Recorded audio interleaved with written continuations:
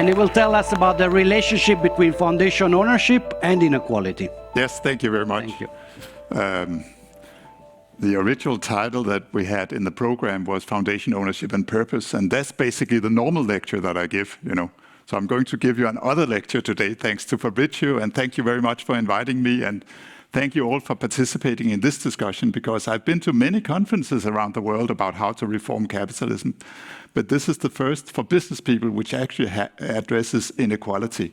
So thank you very much for taking on a new agenda. I guess it must be difficult to get too many to come, right? Because it smells of taxation, Ooh. So, enterprise foundations, foundations which own companies, they are created as normal foundations by donation. So somebody has money, a lot of money, and they give it away to a foundation. So these people, the ones who matter, are part of the 1%. Of course, there are other people who are poor, who give a little bit to a foundation. But the big money here, where things really change, is when somebody who is really wealthy does that. So this is a massive transfer of wealth. Secondly, the foundation has no owners, no members, like as co-ops, right? It's a self-governing entity. So you take money from the 1% and transfer it to a self-owning entity, in principle, a charitable foundation. I'm not going to elaborate. I will go on to the topic, right? I can talk a lot about enterprise foundations and what they are. Basically, the foundation owns the company, not the other way around. And so many, if you have a good Danish company, probably foundation-owned, right? So they do remarkably well compared to other Danish companies. We find them around the world, some very well-known companies like IKEA, Bosch, Investor in Sweden, used to own half of Sweden.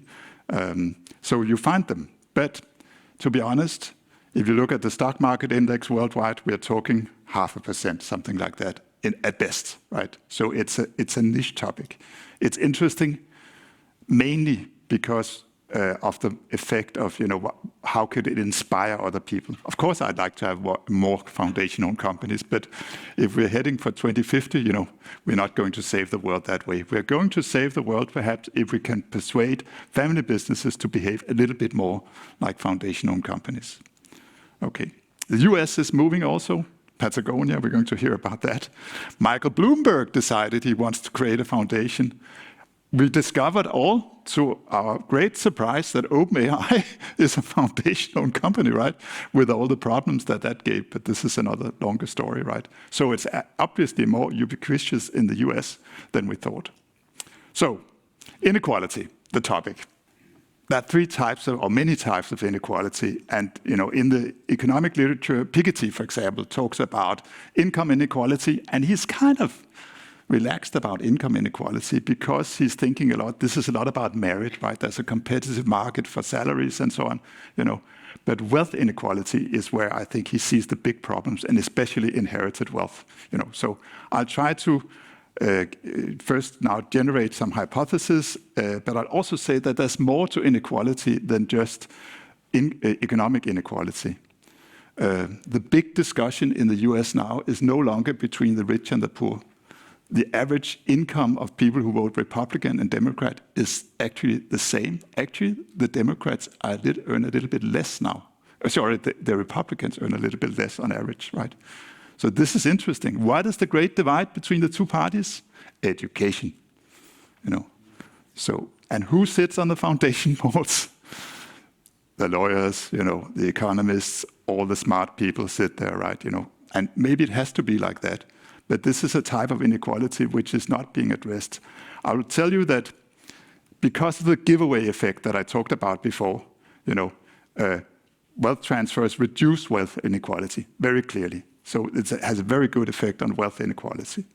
Also, we can see that the way foundation-owned companies act in the labor market is they lean more to the labor side, so they pay their people more. And so basically there's a good effect at income inequality. The problem is how to address the governance part, because inequality is not only about your income, it's also about your influence on your workplace, the empowerment of the employees. So, okay, so wealth inequality. I've created a thought experiment. What, we have all these foundation companies in Denmark. What if all the wealth in the Danish in the Danish enterprise foundations was instead owned by the top 1% richest Danes? How would that change the Danish wealth distribution? And I've taken a list of nations by wealth inequality. The most unequal is the US, as you can see, and then down the list. Now, looking at these countries, I'm not buying it, Greece, I'm not sure, that the figures are correct and so on, but I haven't been checking them, right? This is not my job. My job is to look at Denmark and simply do the following experiment. To the wealth held by the 1% richest Danes, I now add all the wealth in the foundation, and then I see how that changes Danish wealth inequality, our ranking in the tables. And as you can see, Denmark moves, from being a relatively equal society to being a relatively unequal society. It has enough of an effect to change the macroeconomic, picture of Denmark, right? This single thing, right?